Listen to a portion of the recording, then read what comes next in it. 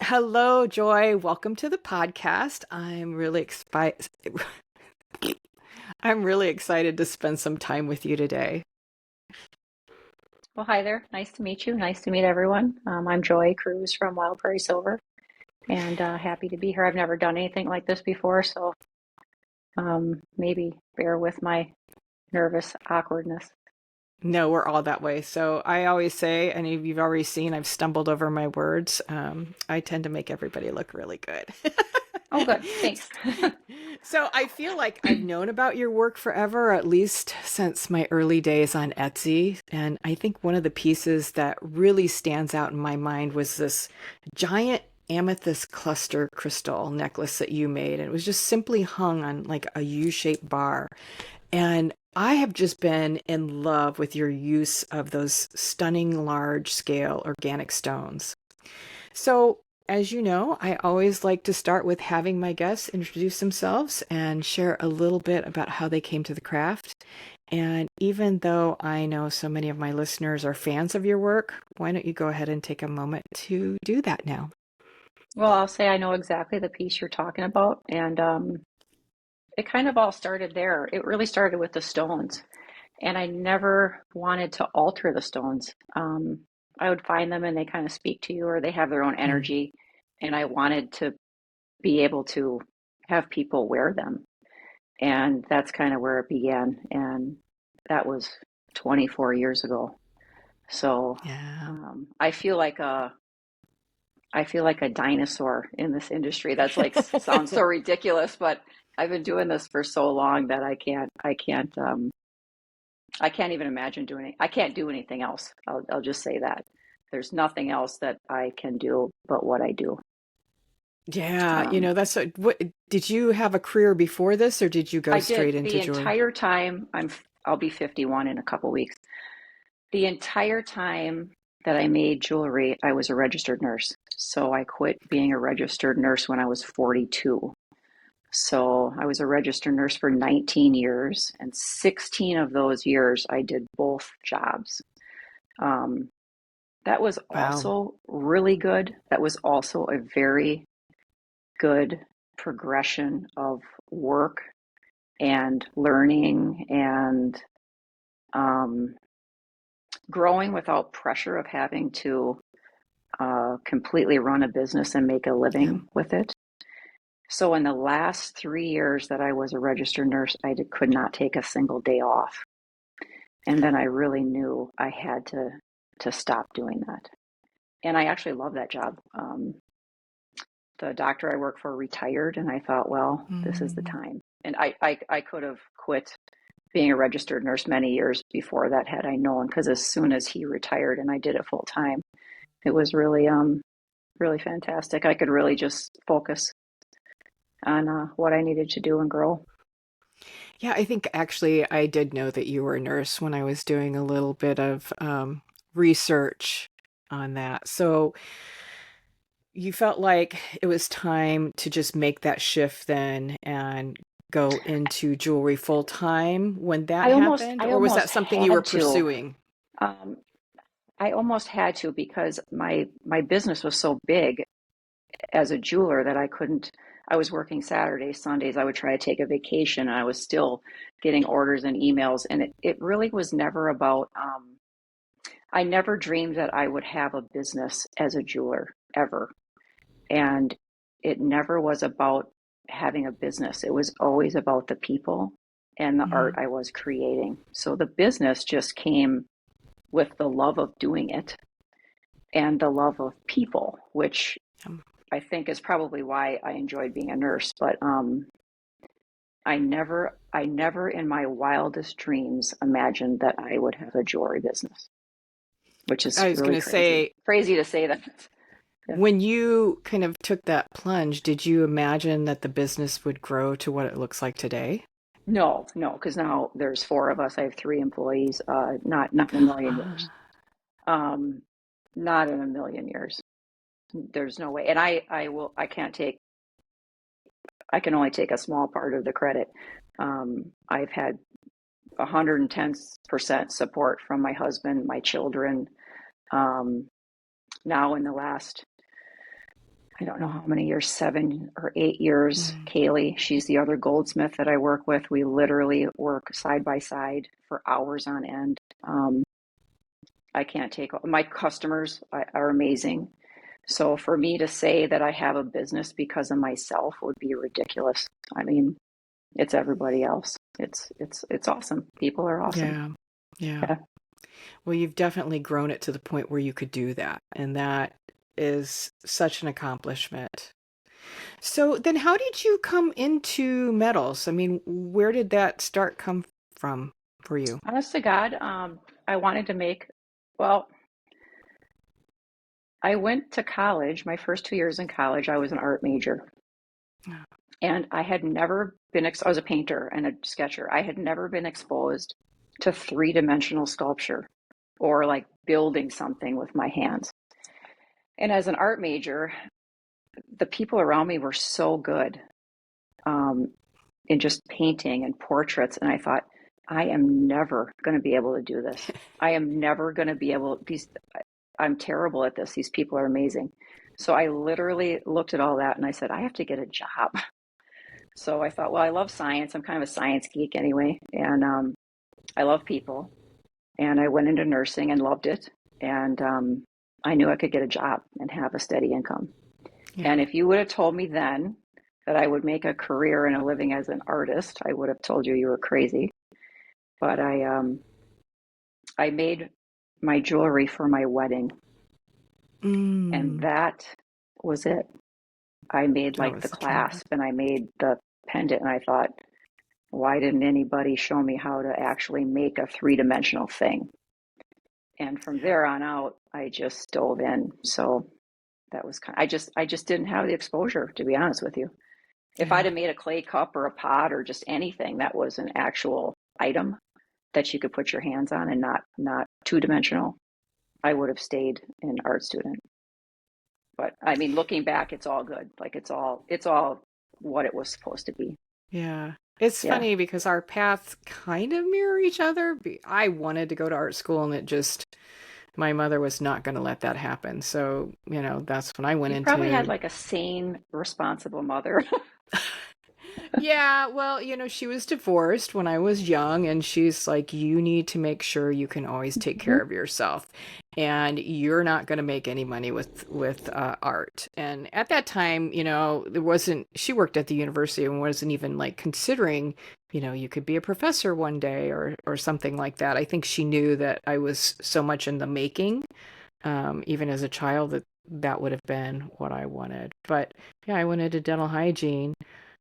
I didn't love it, but I was good at it. And so, I never thought I'd get the chance to make jewelry. And when that came along and I was bit with that bug in the metal smithing studio in our local museum, I was like, that's it. It's going to work. So it's really neat. I love hearing how everyone comes to the craft. Yeah, and as you know, it's what we do is hard. What we do is Yeah, hard to do. And I don't think that people realize that. I have a lot of people I like they agree. want to come and take they want to spend a day and they want to make a wedding ring themselves. And people don't realize what we do takes years of practice Mm-hmm. and years of failure, really. And that's the only way you get better. Yeah. You don't get better through perfection. And it it really blows my mind that people kind of just think that what we do is like simple, Sure. Yeah. and it's not. Yeah. So we've been in it close to the same amount of time. I've been in it 22 years and I still feel like I'm learning and getting better all the time. Do you feel that way too? I'll never know everything. It would be impossible. Mm-hmm. People have been creating with metal for 7,000 years, and I'll never. I'd have to live another 300 years to like even learn what I want to Mm-hmm. know. So we kind of have to take paths there because there's so much to know. What are you going to actually dip your toe into? Yeah. Um, Stone setting for us was a priority. So setting diamonds was a priority, which takes on microscopic engraving. So we knew we Mm-hmm. were going to do that. I love color, so I thought about enameling, but you really can't do both. You're only going to be good at so many things because you're only going to live Right. so long. So you do have to decide, and I think you can get in kind of a perfection paralysis situation too. So Yep. you have to do it. You have to just do it and try it and fail and do it again. Yeah. And like failure is your biggest teacher. It's Yeah. it's actually fantastic because well, that didn't work.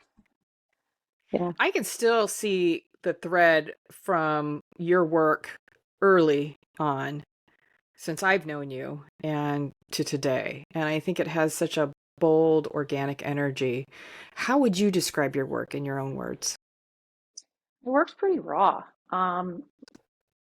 And I try and my best work, my very best work, the pieces that I don't forget about, don't even come from me. So Mm. that's hard to explain to people. So my very best pieces of work, and I can think of each and every one of them in my head, they just happen. And I'll look at it later when it's finished. I think of one piece it was a Koyamito agate collar necklace. And I literally sat there on a Friday night at 4 o'clock, and it was done at 7:30. And it's quite involved. And I thought, I don't even know how I did that. Mm-hmm. So your very best pieces just flow out of your hands without you thinking about them. And that can't be forced. Um, Yeah. that also doesn't happen every day. Uh, Yeah, darn yeah, it. I know right. exactly what you're Yeah. saying though. I So, agree with it. I know so many people I've talked to have shared something very similar. It's like it just happens. It's coming from somewhere else. yeah, yeah, it's coming from somewhere else. Yeah. Um, and that flow state is magical. Yeah. Hmm. I And agree. but on the flip side of that, you have to work every day. So you cannot sit there and wait for that to happen. And if you're having a crappy day or a day where it's just not gonna work out for you, you can't go and sit and drink coffee. Um, do something, Yep. make chain, make jump rings, make sketches, something. Um, we work we work really hard. We have regular hours. I work all the time. So if you don't feel like working, I don't care. Just it's the way it is. So if you don't feel like working, I don't care. Get to work. Yeah. Yeah, actually, I was having one of those moments today. Not so much that I don't want to work. It's like You I could be wasn't stuck. as, Yeah. yeah, I'm Yeah. stuck. I wasn't as inspired. I have some great pieces, but I didn't know what I wanted to start on or how that would finish up. And sometimes when I have like some really great stones and I want them to come to life a certain way, that's where I get stuck because I'm thinking about it too much. So that's Hmm. what I did. It was either clean the bench or make chain. So I went to make chain because I don't like to clean my bench very often. I will say, take those stones out and leave them on your bench, Yeah, they are. and maybe even take them with you in your house and put them on your Ah, nightstand and like sleep on it. I love It that. will come to you. And if you're yeah, I'll be halfway through a piece and something won't be right. It'll just be off, or it won't be quite that person. We're making a piece for a person and it's like it's not quite it. And I'll just say just take a minute, start something else, do something, get your mind Hmm. off of it. And before you leave your studio, look at the piece and think about it, or take it with you and sleep on it. And it Hmm. might be there the next day. It often is. I'd say like 99% of the time, your answer is there in your sleep. So um, try not to force it because I've done that. And then you're like, it just Yep. isn't it. But yeah. Me too. That's such great advice, though. So do you begin with the stones in mind when you're coming up with a new design, or does the Always idea for the design come first? the stones come first. Yeah. Always. I'm a stone lover. I'm a stone hound. I rock hound. I got lots of stones. It started with the stones. I've always collected Mm. stones since I was a little kid. I have a rock garden in front of my garden. That is all the stones I've ever collected that I can't take inside. So, yeah, it's too many to take inside. There's 5-gallon buckets of stones. But it always started with the stones, and it always begins with the stones. Even the I don't buy any stones online. So get that. That's such a huge business. Oh God, It's yeah. online stone buying is a massive business, and I have so many suppliers that just push all this inventory at Mm-hmm. me, and I don't ever buy a stone online. So that's good advice because they're not Yeah. trying to the person selling the stones is not trying to mislead you. They're not. It's just when you get it, you're disappointed. You know, it's not the same. So all of my stone purchases are in person. Yeah, because I'd they've love got to have that opportunity to do that more. We just don't yeah really have, I mean, unless you go to the big shows. the stone has a energy and it has a life to it. And if Hmm. you don't feel it in your hand, you just don't know that. So whenever I've bought a stone, not touching it, kind of disappointed in it. Yeah. Yeah. So I encourage jewelers to go to the gem show. Just go to Tucson. I don't care if you can be there for 48 hours. Um, find a way to get there. Only take the money with you that you want to spend. Yeah, and That's a hard one. you could lose your house there. So don't take too much money with you. Have a budget, and you really only need 48 hours, and then leave. If you're there any Yeah. longer, you don't have any money left. So I haven't been. I'm considering it this year, but I'm also considering getting away. I'd like to go back to Hawaii for a couple weeks this winter and maybe one other place just to get out of the cold. I'm in Indiana, so we feel a lot of the same temperature swings. So well, yeah, we'll see. Hawaii's better than the gem show for sure. But probably spend the same amount of money in 2 days at the gem show as I 2 weeks in Hawaii. So it's Yeah, hard that's to why it's kind of one resist. or the Yeah, other, one or the other. hard So to then what resist. part of the making process do you enjoy the most? Oh boy, I like all of it. I really like all of it. It's such a challenge. I can't say there's something about it I don't like. Mm, I like every single piece.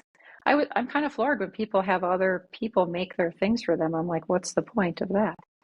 But yeah, that was a I real don't think turning there's a point. I don't I don't think there's a part of it I don't like or love. I think it's all incredible. Yeah. That was a turning point for me when I thought that I needed to hire production help. And I realized then that what I loved was making the piece myself. Hmm. And I couldn't imagine letting that go. That wasn't going to be satisfying for me. So that was a real turning point for me.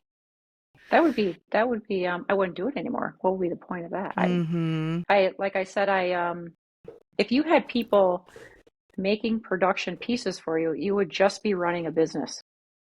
You would just be doing paperwork. And that's not why I'm here. I'm here to take a piece of metal and stones and create something so beautiful out of them to give them to a person to make them happy.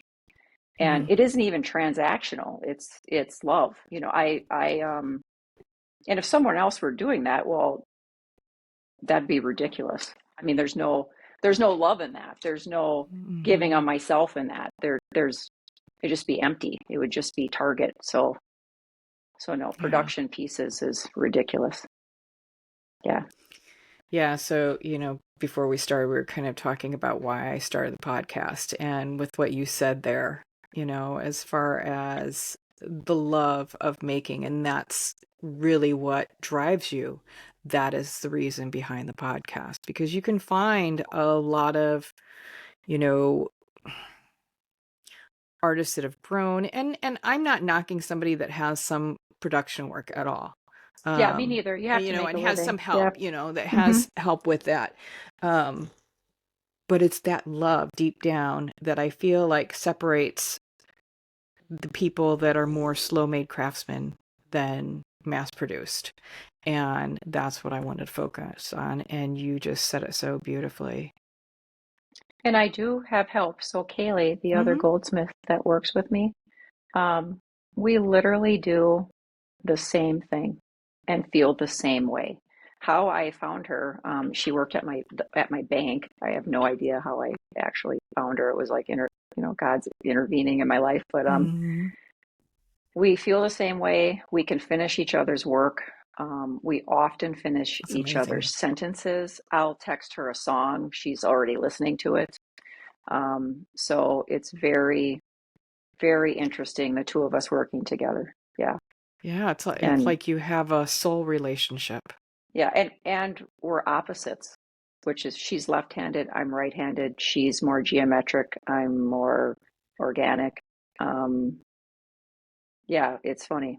It's funny how we make a good pair, I guess.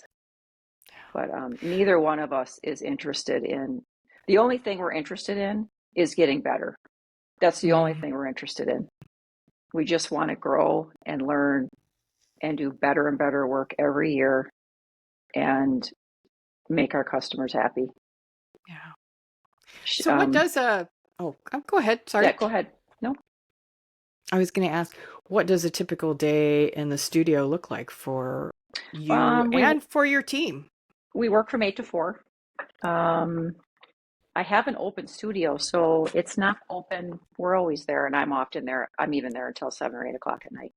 But we're open from 8 to 4, and Kaylee and I make things all day long. We have orders from online, so those have to be finished if it's something we have to actually make, or if it's a one Mm, of a kind, it's already been made. And then I have an office manager, which right now is my daughter. It used to be a girl named Skyla, but she just had a baby, so she's gone for a little while. My daughter's doing that now and also going to school. But she does all the photography, all the website stuff, all the Facebook stuff, all of the things that all the things that craftsmen don't want to do, all the yeah. tech stuff, It's like that sounds like a all dream. yeah. So I encourage people, like, if you want to get rid of something to someone, get rid of that. Don't get rid Mm, of the work you're doing. Don't get rid of the work your hands are doing. Get rid of that. Get rid of the tech. Just get rid of it. Just um yeah. yeah, it's because that takes up your whole day. Um and then Yeah. I have another lady, Mary, she's retired and she ships everything. So like at Christmas time, before I had any help, I would literally spend from 8 in the morning until 3:30 in the afternoon shipping things. Oh And God. you can't do that. So we have to make things. Um, so Mary is really in control of shipping. She knows everybody's name, addresses, she knows logistics. We ship all over the world. Just yesterday, I think we shipped to 4 different countries, and she's on it. So she's on, DHL or however it's got to happen. It's gotten a little tricky lately, and expensive. Right. So she handles that. She checks up on it, sees where it's at. And that would be exhausting to be trying to do that on the sidelines. Yeah, and I would think that, it sounds to me like you have a lot of work going on during the day, a lot of bench work. And having Yeah. that time So freed up so you can focus on that, yes, yes. is incredibly important. I do not have to, I mean, people like they'll ask me a question like, hey, do you want this done or that done? We're all in the same room. My studio is not very big. It's the size of a two-stall garage. Mhm. Um, so they can just ask questions back and forth. But Kaylee and I literally metalsmith all day long from 8 to 4. We are making pieces all day long. I just made today, I don't know, the last 3 days, I made 12 pretty elaborate rings, in three Wow. days. Like we work hard. I will say we work very hard. And then I would say from October 30th, second or third week in October, it's kind of working double time through Christmas. Yeah. So So then, it's I mean, slow made, but I it's work so slow. I think that I could get really burnt out very quickly with that type of schedule, or just even with the whole idea of designing. Do you have kind of in your head Like, Okay, these are the so pieces that are going to really work well, and I yes, need to get these that's a out. that's a very good point. I really encourage everyone to read Leonardo da Vinci's biography. Mhm. And I encourage that because I've read it 6 times. I might read it again because I kind of miss him. But that biography is like a blueprint of an artist at work. Mm. And his blueprint of his own art gallery is wonderful. He has apprentices.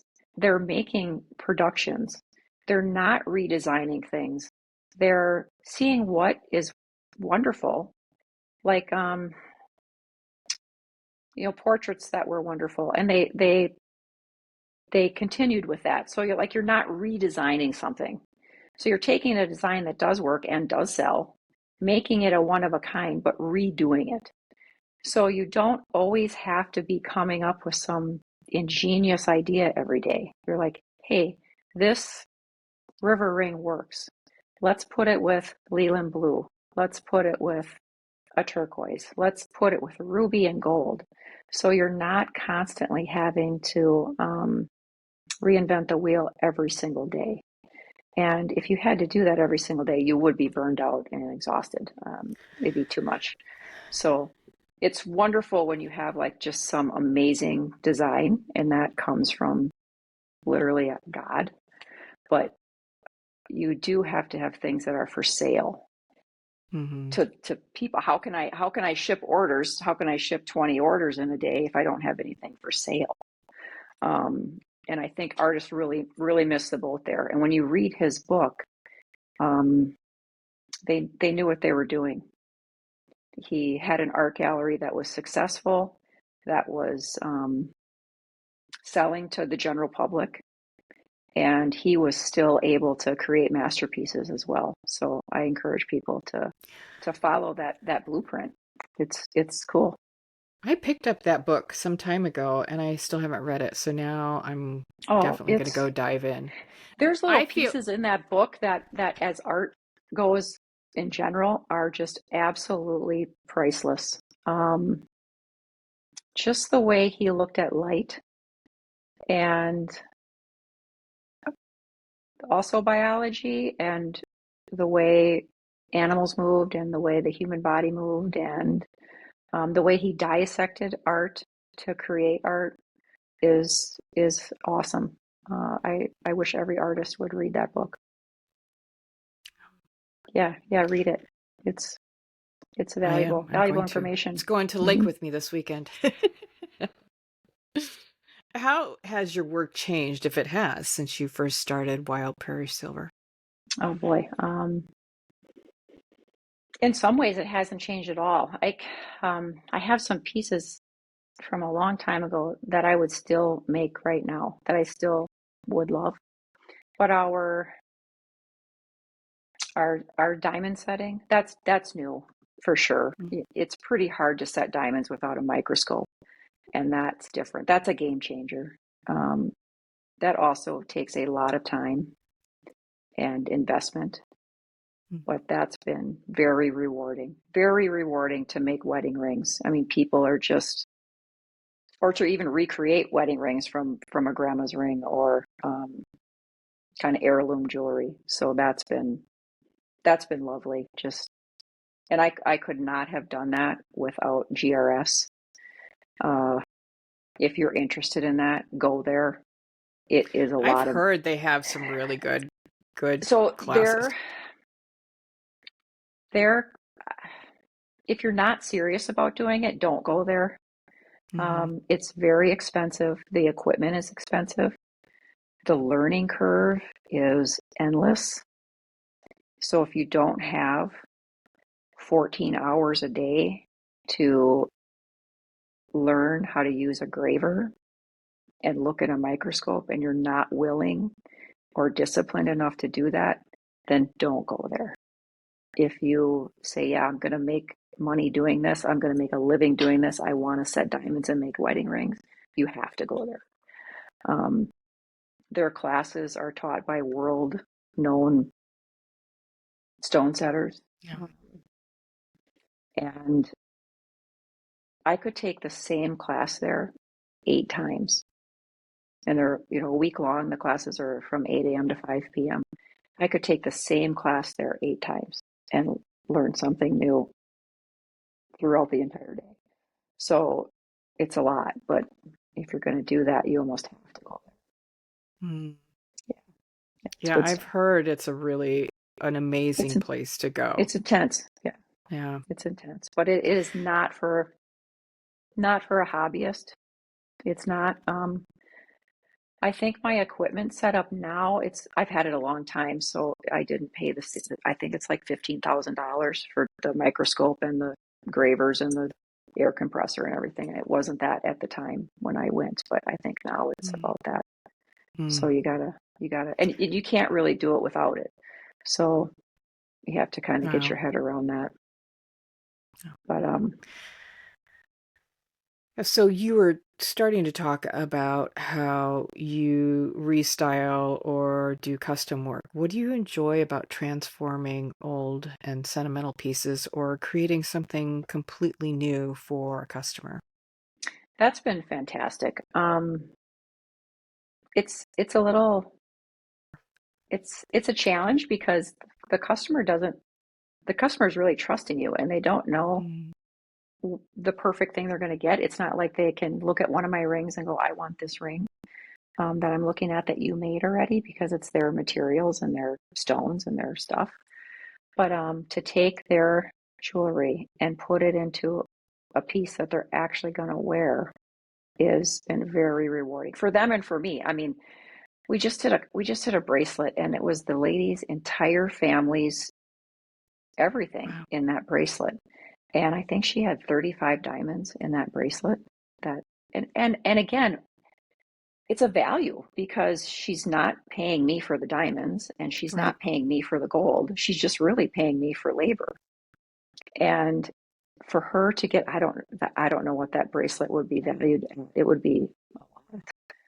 And for her to be wearing that bracelet with all of her family's treasures in it Mm. every day. I mean, she's, in tears when she leaves the shop. I mean, it's so great. I can't even, and I am going out on a limb because you can have that go bad.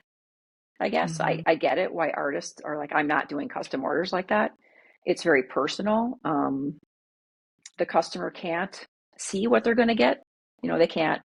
It's unknown. I tell them that I can't take this basket of goods you have and just make you this perfect thing from a photograph. But 99% of the time, it's really cool. It's fantastic. So I have two questions, and hopefully I don't forget with my brain farting that usually happens.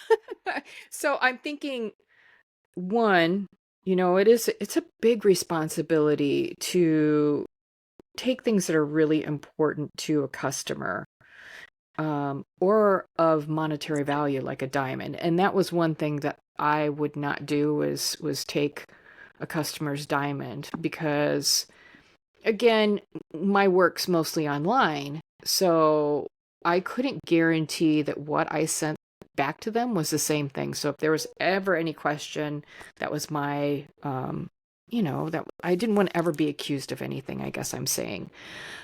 And so then how do you, They have to sign a contract okay. for starters. So before they even ship their stuff to us, a lot of times I get to meet these people in person, which is Mm-hmm. even better because they know where I am. They come to the studio, they make an appointment, which is great because then you actually have face-to-face contact. Um, when someone's far away, we do that more than people come into my studio because I don't live anywhere. Mm-hmm. Um, they do sign a contract that says that we're not responsible for like the breakage of their stones. So I've gotten stones in that are Mm-hmm. already broken. So before I do anything, we clean and examine the stones. And I'll tell them, hey, this diamond ring that was your grandmother's has a big chip off the face of it. Or and that you can't even do that without the microscope actually. Right. So I'll assess all their jewelry, or like they'll want, I don't know, a huge garnet set in something, and I'll say, hey, this has a corner just sheared off of it. 99% of the time, the person wants it anyway. So we just deal with it and we set it anyway. And I just tell Mm-hmm. them, like, there's a chance this could break. Um, it hasn't. They haven't. Diamonds are pretty hardy, even if they've Mm-hmm. got major flaws in them. But we do set a lot of crazy stones that are really jacked up. And I did have an instructor actually at GRS because I was asking him how to like set a stone that was, faulty, I guess, Mm-hmm. um, or miscut, or some of these stones have been cut 100 years ago, and they're cut. They look like they've been cut with a bread knife. I mean, they're just ridiculous. Like you can't set it in you can't set in a goofy ovally roundish blob, in a Right. round hole because it's not round. And the guy literally told me, he goes, "Well, don't set those stones." Well, 99% of the time, the stones that we're setting are these not good, chipped, not high quality stones. So it probably makes us better at what we do, but sometimes we're setting stones that are really, not worthy of even going into anything, but they're worthy Yeah. to the person. So we just do our best.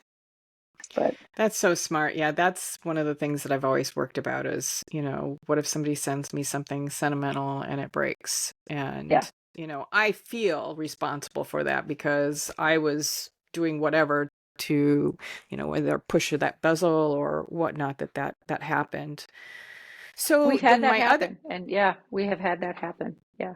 And we try, like, we've been doing this for a while, so we try to talk to them on the phone. We usually have several phone conversations. It's not just an email. Mhm. Emails or texts are too vague, and you just leave too Right. much out there. So even FaceTime, but I try to talk to people on the phone. And if there's anything delicate or anything that looks just really ragged, we will tell them, "Hey, we're going to try this, and this could go really bad." Yeah. So I leave it up to them. Try not to have any surprises. And a lot of times they'll say, like, "Hey, it's sitting in a drawer. What good is that?" It's just, it, and they're right. Like, it's just sitting in a drawer. So it's, if it's just sitting in a drawer, it might as well be broken. Um, so we just go for it. And we try to be as transparent as possible. Yeah. Then do you basically have free reign over the design? You don't sit No, down and not at work up a all. design or all of that because that was one of the things. It's like if I could just make what I want to make with it and be inspired the way I want to be inspired, No. I would probably take on more. But Yeah. And usually that's that's tough not the too. case. So there's that. We've made things for people that I'm like, this is terrible. So, um, and they love it. So we are not, when I look at that, I make the jewelry that that person wants. Um, I'm Okay. trying, I'm trying to get in their head. I have to talk to them on the phone. Sometimes I have to FaceTime them, but I'm literally trying to make the thing that they truly love and want. Hmm. Um, I do tell them to go look at my website, and if you don't like my jewelry, please go somewhere else because I can't make something that looks like a sterile piece of Tiffany jewelry. Sorry, Tiffany's, like, you're great and all, but I can't make a thing that Right. looks sterile. So it's not even possible. I just can't. So I tell them, please like my jewelry, or don't, have me make it for you. But I know a lot of artists turn that kind of work down, that it's like designs that are not theirs, or they don't want to do it. It's not inspiring. But I have learned, one of my best customers is a man. He has sent me the craziest stuff, the craziest designs, the craziest cool stones. And at first I was like, I can't do this. This is beyond me. This is not it. Like, I cannot do this. And we have made the neatest stuff for him. I mean, Yeah. I can't even thank him enough. We've pushed ourselves to do it. We've by not saying no, by not telling him we're not doing this, uh, and him trusting us to just do it. And he sends his designs and they're on graph paper. So I mean that's how they're exactly to size on a piece of graph paper. Oh And they're gosh. colored in. It's full color on graph paper. So by us not telling him that we're not going to do that, we have learned so much. And those pieces, in fact, there's going to be some that post today. Those pieces are just gorgeous. And all the jewelry that he sends us was his mom's. And Mm. we've recreated it into these amazing masculine pieces of jewelry. And the very first time you ever sent me anything, I was like, I'm not doing this. And I thought, man, we did it. And we learned a lot from it. So Kaylee is always telling me, why don't you say no? This is a no. And I usually say yes. And I'm good with that. I'm good. Yeah. I guess I don't mind taking the risk. It's where you learn. The risk Yeah. taking is where you learn. So then what do you hope that people feel when they wear a piece of your jewelry? I hope they feel loved. I hope they feel a hug. I mean, really, that particular young man, I mean, I feel like I'm close to him. He lives in Canada. I don't, I'm never going to meet him, but, we've really made so many neat things for him that it's just been a pleasure. And I hope that when people put on a piece of our jewelry, they feel everything that we felt making it. I mean, truly, we put our heart and souls into it. It's not, it's not transactional. Yeah, yeah, it's what we love to do. So I'm going to shift just a little bit because I'm thinking of conversations I've had with friends that are jewelers and kind of that decision to, go a little bit bigger with their business or, whether it's rent a studio or whatnot. And I know that, you wrote about your basement studio and the lack of natural lighting and kind of the swing of emotions you were having when you decided to build that above ground studio. Once it was all said and done and having this new light field studio, did it change your relationship with your craft and business? No, my studio in my basement, I loved it. And it was terrible. Like, honest to God, it was a dungeon and it didn't matter. And I was working down, and I would literally be down there freezing to death in the middle of the summer. And I would come upstairs at dinner time and be like, wow, I froze to death all day and it's 85 degrees out. Um, but then when Kaylee came on board, she was first, my other goldsmith. And we're down there working away, and my husband's bathroom was our studio bathroom. And he literally was like, he looked at us and he's like, I have to get you out of here. And I said, I love it down here. What are you talking about? And he goes, how long are you going to work? And I said, I don't know, till I'm dead. He goes, well, let's say you live to be 80. Are you going to work down here for the next 40 years? And he said that, and I was horrified. I'm like, oh my God, I can't work down here for 40 years.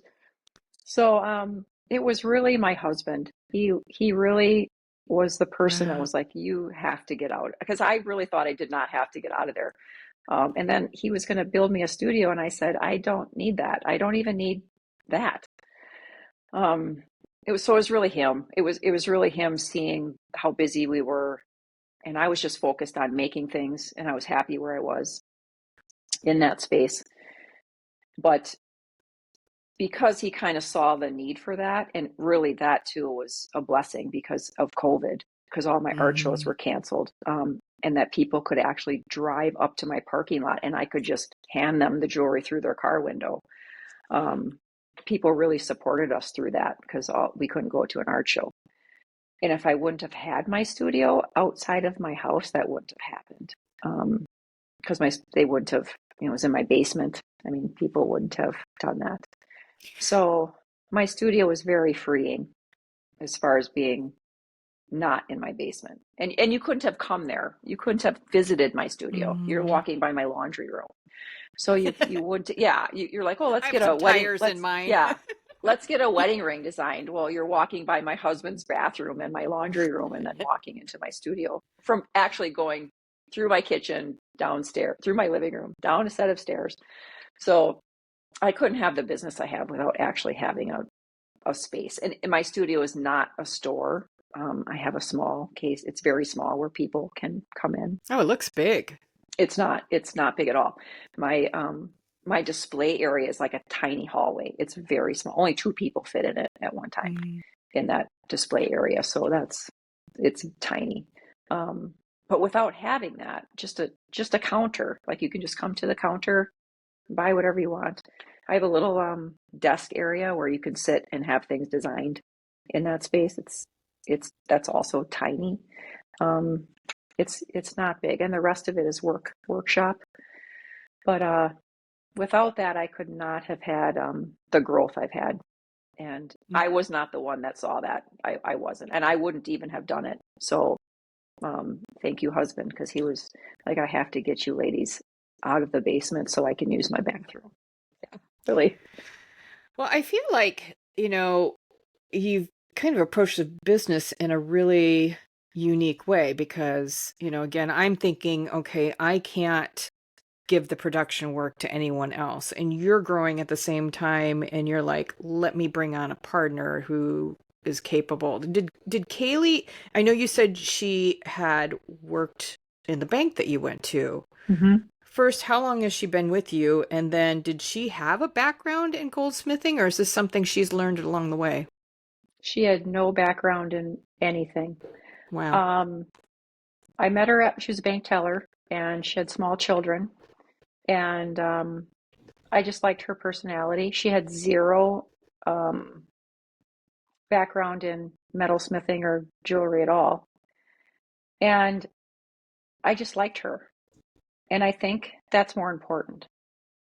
Mm-hmm. And I could also tell she actually has a degree in dance choreography. She's a natural artist. And I don't care how much you go to school, that can't be taught. And Yeah. she has a natural eye for design. She has a natural eye for color. So even if you can design something, if you can't combine color together, that can't be taught. And Mm-hmm. she was a natural at that right away. And I told her, I said, when your kids are off to school, let me know. And Yeah. as soon as her son went to kindergarten, she showed up that day. And Wow. I think that was it might be 9 years ago.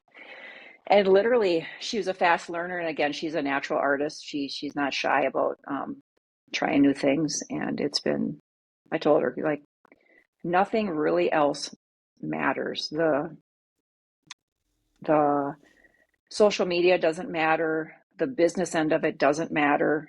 None of that matters. What matters is us being a team and creating things that we love for people to love and Mm-hmm. us getting better at what we do. And if we do that and we stay true and honest to our craft and our people, all the rest is going to fall in line. Yeah, exactly. And I think when you hire people, I don't even mean hire people because I don't feel like I hired her. I feel like, she's my better half. She's more than a friend. So I feel like you bring these people into your life to be part of your life and be there right beside you. So it's not like, I don't feel like I'm her boss, is what I'm saying. I don't need to Yeah. tell her what to do. She knows what to do. So I think it's better if you bring people with you that are just like you and have your Mm-hmm. same focus. Because if they're off in some other direction, you can never work with that. Um, how you find those people, I don't know. Like I've Yeah. been blessed. Yeah, So, do you feel the weight of having employees? for sure, for sure. That is a weight because I feel responsible for them, and I don't mind that. And I told them that I think I've told them this anyway. I hope they know this. I mean, I would work myself into the ground for them. So Mm-hmm. for sure, there is a responsibility with that. Um, and I don't mind it. Again, I don't mind the challenge. It's fine. But I would literally, lose life and limb to make sure that they were taken care of. Yeah. Do you have any advice for someone who might be looking at growing and expanded? expanding and perhaps maybe thinking about hiring their first employee? Um, I know that you've talked about, bring in the person first, but there's, I my feel like best you've got to advice get to a is, certain point. yes, my best advice is before you hire a person, you need to be making things in your studio 50 to 60 hours a week yourself. If you cannot commit 50 to 60 hours a week yourself in your studio, you can't hire someone. So if you're like, oh, I'm really busy, but I'm actually vacuuming, that's not it. You have to be so busy to hire a person on that you are working 50 hours a week to 60 hours a week yourself. And I don't think artists get that. Artists, a lot of artists I know, they're walking into their studio at 10 o'clock in the morning. Mm. And if you're doing that, you're not committed enough. My daughter and I, we just had two art shows back to back, which are local to us. And they didn't used to be back to back. One was one month and one was the other month. And they're local here to where I live. So it's really my local customer. Um, and when I have two art shows on weekends back to back, I worked for 21 days straight. So I'm not going to tell my local customer, oh, I'm too lazy to show up in your town. I'm not going to do that. But on Monday morning, we're back to work at 8 o'clock. So you cannot hire someone unless you're looking at that kind of hours, or you're just not going to be able to pay them. So I think you do have to look at it as a job. So I look at my studio as a job. I mean, when I worked as a nurse, I had to be there at 6 o'clock in the morning, and I often worked till 6 o'clock at night. Are you doing that for yourself? Are you willing to do that for yourself? Are you willing to show up at work at 6 o'clock in the morning and work till 6 o'clock at night? I am willing to do that for myself. I did that for someone else. So my best advice is if you are willing to do that, you will be successful. That's all there is to it. So are you saying like bench time 50 to 60 hours? Because I'm thinking, It doesn't when matter. you're the only person, you're wearing Yes, all the hats. correct. Because I I do do that that now. Yeah. now. I do that now, but I don't So like produce that much. so like Friday all day I have to do my QuickBooks. It's the end of the month. I mean, that's Mm, included. So I just say that you're in your studio and you're not, say, cleaning.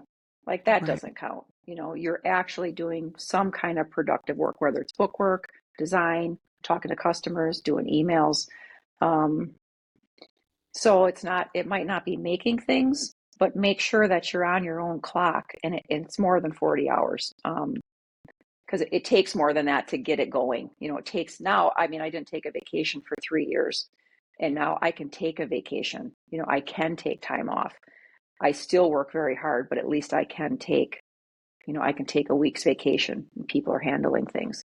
Um, but if you're going to hire someone, you have to really say to yourself, if I had a boss and I were driving into work and these were my hours from, 7:30 to 4, I wouldn't be on my phone. I wouldn't be texting my brother. I wouldn't be taking phone calls from my mom. I wouldn't be putting in loads of laundry.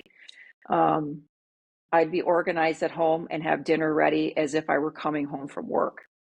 So I guess be organized in that. Like my studio is open 8 to 4 and we are there 8 to 4 at work.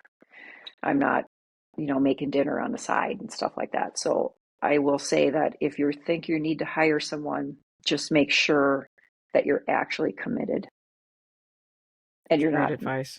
messing around, I guess. But be at work, have hours, like have Mm. scheduled hours. And if you're like, well, I can't, I'm too burnt out on that, or I don't need to do that, then say I'm going to do that Monday through Thursday. I'm taking every Friday off, or have it be a scheduled work day. Yeah. It keeps you focused. How do you balance making what sells with staying true to yourself as an artist? I don't follow trends. I don't care about trends at all. I don't look at other people's jewelry.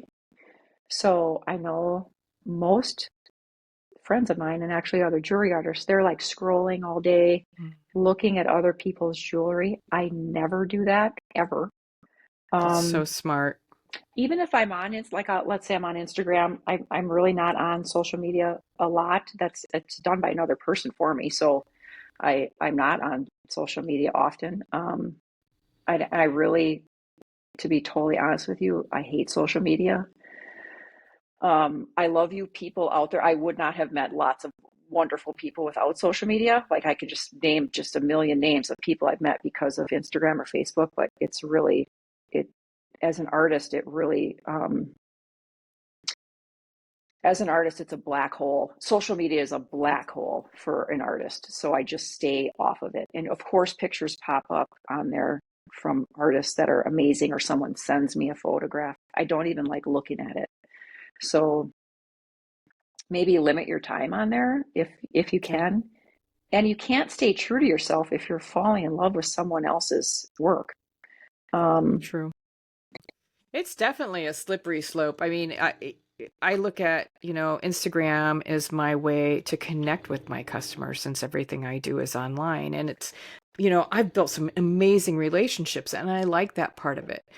But then also with the podcast, I'm looking for guests. People are sending sure. me Hmm. people as guests, and I had never really went down that rabbit hole of like following tons of jewelers. I mean, I had friends that I met along the way, but I can definitely say that it's hard. It's hard when you see things and it could be that, oh, I was going to create something very similar to that. And you're now seeing it on, someone else has done it in their own way. That's where sometimes I That will start to feel stuck.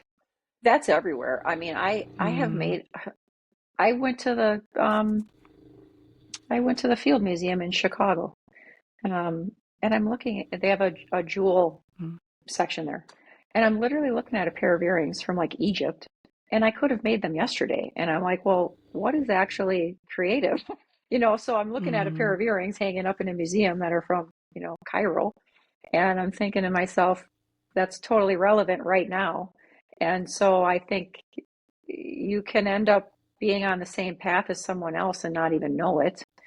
And Mm-hmm. Oh, I know you can. um, and you really, I do your best to just not look at other stuff and just make whatever's on your mind, um, because it's almost impossible to have like an actual original idea.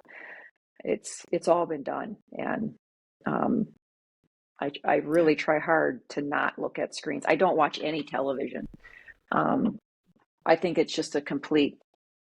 I don't say that like I'm on some kind of moral high ground there. I just have more to do. I just have something else. I just have something better to do. Yeah. No, I So don't watch a lot either. um, I tell people just don't look. Think about your own thoughts. Go outside. Go, Yeah. go be in nature. Go be inspired. Not that's for me, but go be inspired by whatever you're inspired by. Maybe Yeah. it's skyscrapers or cars or something, but go find your art in some other form, not by not looking at other people's jewelry, I guess. Yeah. At least Yeah. give yourself a break on the weekend. My God. My phone too, I turn off all my notifications. It's just you can't even call it. It's just off. Um, if someone's That's fantastic. Yeah, it's just I can't deal with that. You can't have your mind interrupted. So Mm-hmm. just shut it off. If you want to turn it on when you walk out of there, great, but shut it off. I Yeah. love that. I might have to put that into practice, but my husband's always trying to get a hold of me. Well, I will say that one of the nicest things that I ever did, this is so simple, is my studio has an iPhone. So it has a different phone number. Um, and it's $20 extra a month to just have a different phone on our plan. And it sits in my studio. And if I want to take it with me, I do. And if I don't want to take it with me, I don't. So have a different phone number for your studio, and it takes your personal life and leaves it on your own phone that you can shut off. And if your husband has to call you, you say you have to call me at work. And that works out pretty good because they're like, oh, wow, I got to call the work number. That must be pretty serious. So, Yeah, I that's mean, fantastic. I worked for 19 years as a nurse and no one could call me on the phone. No one could call me during the day on the phone. I was a nurse. I was working in surgery. Mm-hmm. If you called me, you had to call the desk, and it was probably an emergency. So it's like, well, no one called me or texted me for 19 years. So Yeah. Yeah. Get a Yeah, now different phone number. everyone Yeah. has to be accessible now. It's immediate. So, Yeah. mhm. Well, before we end today, is there anything you wanted to share that I didn't touch upon, or is there anything on the horizon for you or Wild Prairie Silver that you're excited to share? Oh boy. I just tell people listening to this, if you love making jewelry, to have fun and make a lot of jewelry. Like don't be afraid. Like what are you afraid of? Just do it. Don't think about it. People overthink it. Um, and there's a lot of information out there. You don't need to go to school. I never went to jewelry school. I just did it. I There wasn't even YouTube. Buy a book. Now Mm. there's so much YouTube out there. It's overwhelming, but um, you can learn by trial and error. And I started Patience. very, very slow. Patience. It does take a lot of patience, a lot of persistence. Mhm. And just because you wreck something doesn't mean that the next thing you make won't be fabulous. So just, Absolutely. I've literally made something amazing, and then the next thing I made, I like threw it out. So just, um, yeah, be patient with yourself. Yeah, Yeah. and um, just because you make a mistake, it might be the best mistake you've ever made. You know? I agree. I Yeah, agree. Some of my happiest pieces, or some of my pieces that I really kind of fell in love with, or helped me kind of, I don't want to say turn a new direction, but like an evolution of a piece yeah, might be yep, that one accident. yeah. Agreed. It's like that. Fantastic advice. Yeah, yeah. So It's all good. again, I know many of my listeners are already following along with you, but please share how people can best connect with you and see all the beautiful things you're creating. I think our stuff is everywhere. So Wild Prairie Silver on Instagram and Facebook. On our website, you can sign up for emails. We email once a week. I sometimes do a blog post, like a personal blog post on my emails. I only do that like once or twice a year. I forget about it and run out of time. They're more than welcome to text our studio. Literally, like just text us. Hey, I need something made. It's the fastest way to get a hold of us is just by text message. Fantastic. But we post every day on Instagram. In my story, we post all kinds of goofy stuff on there. We try to have fun with it. So, yeah. Fantastic. Yeah. Well, thank you again, Joy. It was such a Thank you. pleasure to sit Thank down with you. you. I've just followed along with you for so many years. So this is a real treat for me. Well, thank you it's a treat for me. I've never done this before. So, And thanks. you It were was great. fantastic. Wonderful. Yeah. Thank you so much.